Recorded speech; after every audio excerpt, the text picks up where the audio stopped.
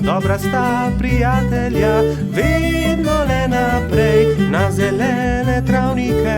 Bobby in Pika, ko posije sonce, vesela in smeje, odhitita v gori. Bobby in Pika, dobra sta prijatelja. Zvezdna hiša.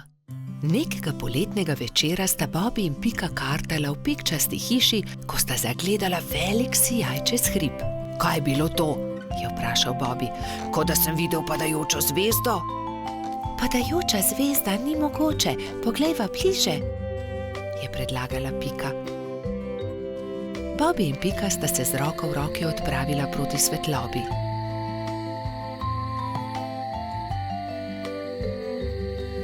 Poglej, Bobby, tam! Polžu so ostala odprta usta od začudenja. Na vrhu hriba je stala hišica v obliki zvezde.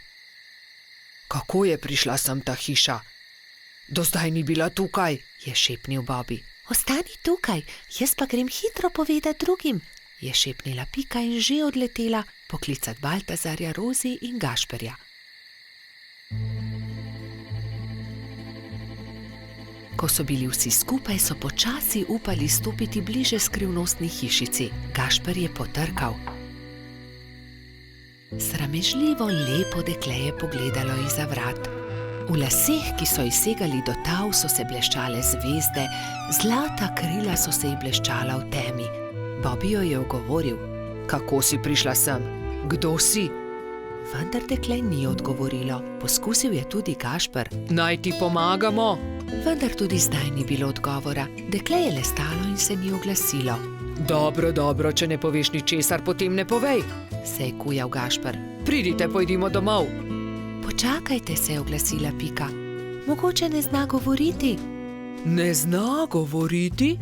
So se čudili drugi. Pika je pobrala palico, narisala zvezdo na zemljo in palico smeje pomolila dekletu. Deklica je boječe segla po palici, vendar se je lotila risanja. Harfa? Majhna harfa? Je vprašala Pika in dekle je pokimalo. Si jo izgubila? Je vprašala Rozi in dekle je pokazalo na okno. Je padla skozi okno, se je oglasil Bobby in dekle je znova prikimalo. Ne razumem, je zamrmral Baltazar. Jaz razumem, se je delala pametno Pika. Živi skoraj na nebu, vendar je njena harfa padla skozi okno, zato je prišla dol, da jo poišče. Potem ji pomagajmo, je rekel Baltazar. Ne boj se, poiskali jo bomo, so dejali vsi in se odpravili v gozd iskat inštrument.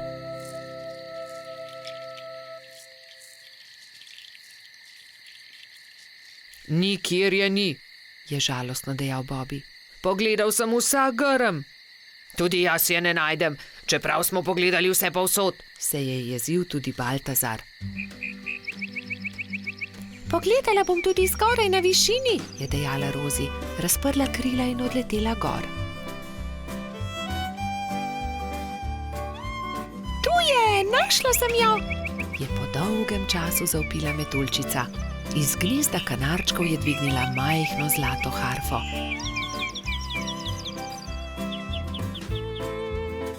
Previdno jo je vrnila zvezdnemu dekletu.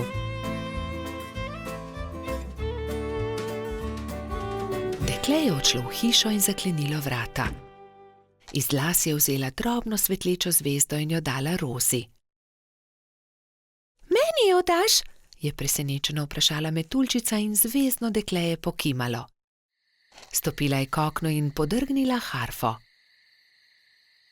Ob mehki glasbi se je zvezdna hiša počasi začela dvigati. Odletela bo na nebo, se je čudil Bobby. Na koncu je bila že tako majhna, da niso niti vedeli, katera je med velikimi zvezdami. Škoda, da je odšla, je vzdihnil Gašper. Rozi je zelo pazila na zvezdo. Shranila jo je v okrasno škatlo in si jo vpela v lase le ob posebnih dneh. Takrat se je vedno spomnila zvezdne deklice, ki igra na harfo nekje na nebu v svoji zvezdni hišici. Bobby in Pika, dobra sta prijatelja. Družabna igra. Nekega pomladnega dne se je Bobby igral družabno igro z Rozi na vrhu hriba. Na tabli se je vila dolga pot od miši do kosa sira. Zmaga tisti, ki svojo figuro prej spravi do sira, je pojasnila metuljčica. Igro je začel Bobby. Vrgel je in stopil. Nato je sledila Rozi. Vrgla je in stopila. Zmagal sem, je zavpil polž, ko je njegova figura prišla do kosa sira. Dobro, zmagal si, igrala bova še enkrat, je predlagala Rozi. Bobby je zmagal tudi v drugem krogu. Zmagal sem, spet sem zmagovalec, se je hvalil polž. Igrajva še enkrat. Spet sta začela. V tretjem krogu je Rozi prišla prej do cilja. Zmagala sem, Bobby, končno sem jaz zmagovalka, je izjavila zadovoljna metuljčica. Bobby se je takrat obrnil stran, se zavlekel pod bor in vrgel kocko tako, da Rozi ni videla. Vrgel sem šestico, je dejal ponosno, vendar mu je Rozi odgovorila. Ne velja, Bobby, vrzi tako, da vidim tudi jaz? Ne. Da, vrzi znova, Bobby. Polž je vrgel znova, kocka je zdaj kazala dvojko. Bobby je zaostal in tudi v tem krogu je zmagala Rozi.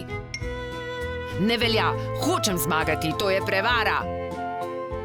Toda, Bobby, to je ravno bistvo družabne igre. Enkrat zmaga eden, drugič drugi.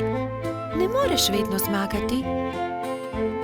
Lahko, vedno hočem zmagati, je divjal Bobby in v jezi vrgel igro na tla. Dobro, potem igraj sam, se je oglasila metuljčica in pustila polža pri stenski sliki. Bolje bo sam, je dejal Bobby. Vrgel je kocko, nato stopil, znova vrgel in znova stopil in po vrsti zmagal v vseh krogih. Vendar se je hitro naveličal igre.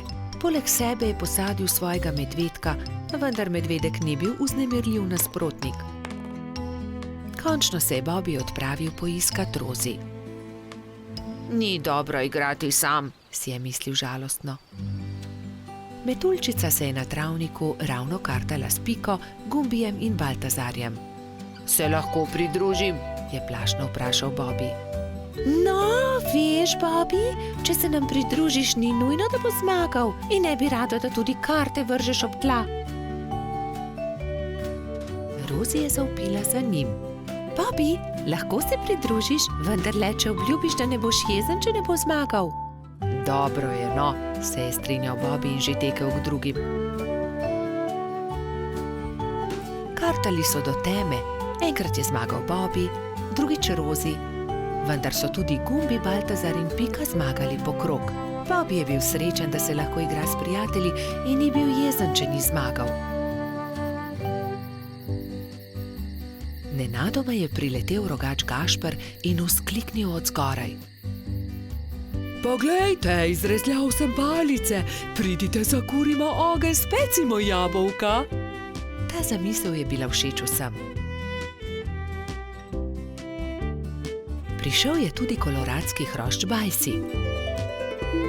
Jabolka so narezali, nabodli na palice in ko je od ognja ostala le žerjavica, so začeli peči sadje.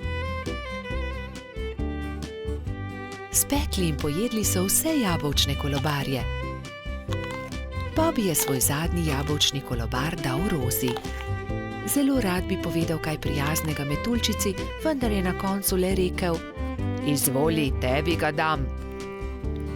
Ko je jabolk zmanjkalo, so palice pridržali v žerjavici in nato z njimi s svetlečo konico risali vzorce po temnem nebu. Bobby in Pika, dobra sta prijatelja.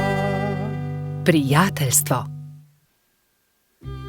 Na topel poletni dan je pikapolonica Pika gledala skozi svoje okno. Naredila si bom zajtrk, je pomislila. Nato pa bom odšla na sprehod po tako lepo dišečem travniku. S sabo je na sprehod vzela svoj voziček.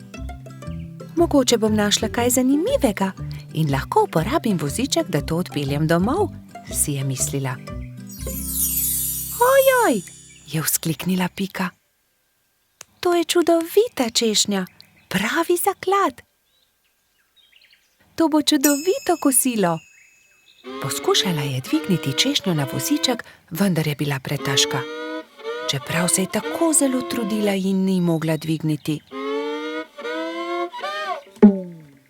Prav takrat se je pojavil polž Bobby. Zakaj se kremžiš, mala pikapolonica? Je vprašal Piko. Ker ne morem dvigniti te češnje na svoj voziček, je odgovorila Pika.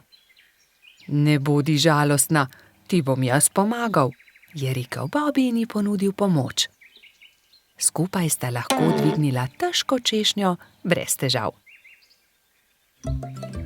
Pika se je nemudoma odpravila proti domu z okusno češnjo. Bobby je žalostno gledal za njo. Ali se ti ne zdi, da bi morala deliti češnjo z mano? Je vprašal Bobby ter jezno zacopotal z nogami. Pomagal sem ti, veš, a jaz sem našla to češnjo? Je odgovorila Pika. Ne dam ti je, moja je. Polž se je razburil. Začela sta vleči češnjo vsak na svojo stran. Ne dam ti je, moja je rekla Dolly jezno. A zaslužim si svoj delež, je zavpil Bobby. Še naprej sta vlekla češnjo vsak na svojo stran, dokler se ni razpolovila. Bobby in Pika sta padla po tleh. V njuno veliko presenečenje iz češnje padel jezen črv. Kaj sta storila z mojo češnjo? Je zamrmral. Ta češnja je bila moj dom. V redu, ne bodite tako prestrašena. Z veseljem vama pokažem, kje sem našel to češnjo. Tam lahko najdeta veliko za jesti, jaz pa si lahko izberem nov dom. Pika je pomagala črvu na voziček in skupaj so se odpravili na pot, da bi našli češnjevo drevo. Kmalu so ga našli. Tla so bila polna sladkih in dišečih češenj, ki so padle z drevesa. Bobby in Pika sta kar skakala od veselja. Kmalu je črv zaspal. Bobby in Pika sta si vzela čas in uživala v kosilu. Čas je hitro mineval, medtem ko sta se sladkala s svojimi češnjami.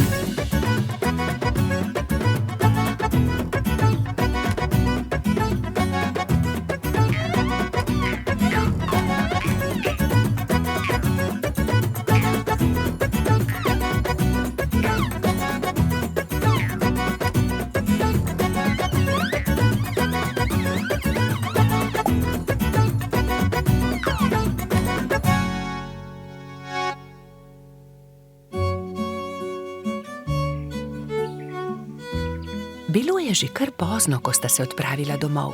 S seboj sta na vozičku vzela 2 češnji, eno za Piko in eno za Bobbyja. Sonce je zahajalo, ko sta dosegla Bobbyjev dom. Z vozička sta vzela eno češnjo ter se poslovila. Bobby je dolgo mahal Piki skozi okno svoje hiške. Bobby je zelo hitro zaspal, saj je imel zanimiv dan. V svojih sanjah je poskakoval naokoli med češnjami s Piko in jedla sta češnje, dokler nista bila njuna trebuščka popolnoma polna. Pika je kmalu prišla domov. Od takrat sta Bobby in Pika neločljiva, dobra prijatelja. Bobby in Pika, dobra sta prijatelja. Vnetje ušes. Na jesensko popoldne je pikapolonica Pika veselo vstopila v Bobbyjevo hiško. Odpravljam se proti Studencu zbirat kamenčke, ali pride z mano? A Bobby se ni bil pripravljen premakniti. Ne vem, Pika, tako utrujeno se počutim, zelo me zebe in boli me glava in tudi ušesa me bolijo. Oh, Bobby, tvoj obraz je popolnoma rdeč, je rekla Pika. Vročino imaš, grem hitro po doktorja Sovo. Pikapolonica je šla naravnost v gnezdo doktorja Sove. Dragi doktor Sova, pridite hitro, Bobby se počuti zelo slabo, pohitite. Doktor Sova je hitro pripravil svojo zdravniško torbo, si oblekel svojo haljo ter se hitro odpravil k bolniku. Živjo, Bobby, hitro bom ugotovil, kaj ti je. Najprej bom poslušal tvoje dihanje. Bobby je slekel svojo pižamo in ubogljivo vzdihnil. Odpri usta, ogledal si bom tudi tvoje grlo. Nočem, je zagodrnjal Bobby. A jaz moram videti, ali je rdeče ali ne, mu je pojasnil doktor Sova ter osvetlil Bobbyjevo grlo svojo svetilko. In zdaj si bom ogledal tvoje ušesa s tem majhnim ušesnim lijakom. Bobby tega res ni maral. Začel je jokati in si pokril ušesa z rokami. Ne bodi smešen, Bobby, niti najmanj ne bo bolelo. Pika je prijela Bobbyja za roko in ga pomirila. Pregled res ni bolel. No, Bobby, je začel razlagati doktor Sova. Imaš vnetje ušesa, zelo grdo si se prehladil. Vzemi polno žlico tega zdravila vsako jutro, pij veliko čaja in si grej ušesa z obkladki. Bobbyjevi prijatelji so mu takoj priskočili na pomoč. Baltazar je prinesel med, Rozi je prinesla kamilice, Gašper pa je prinesel jagode in skupaj so skuhali čaj za bolnika. Doli je pogrela proso v ponvi in ga stresla v majhne vrečke. Pokri si ušesa z naušnikom, dokler se ne shladi. Bobby je dal naušnik na glavo ter ga pustil na glavi, dokler se ni shladil. Naslednje jutro je Pika našla nekaj čudovitih kamenčkov na Bobbyjevi mizi. Wow, Bobby, čudoviti so! Kdo ti jih je dal? Sam sem jih našel pri studencu, je Bobby ponosno povedal. Sam si jih našel? Je Pika jezno vprašala. To ni bila najbolj pametna zamisel. Nisi še popolnoma zdrav. Zdaj se ti bo poslabšalo. Žal je imela Pika prav. Bobby je do večera spet dobil visoko vročino. Bobbyjevi prijatelji so ga prišli obiskat vsak dan, mu brali zgodbice in se igrali z lutkami. A medtem, ko se je Bobby počutil z vsakim dnem bolje, se je Pika slabše in slabše, nalezla se je bolezni. Tokrat je Bobby skrbel zanjo.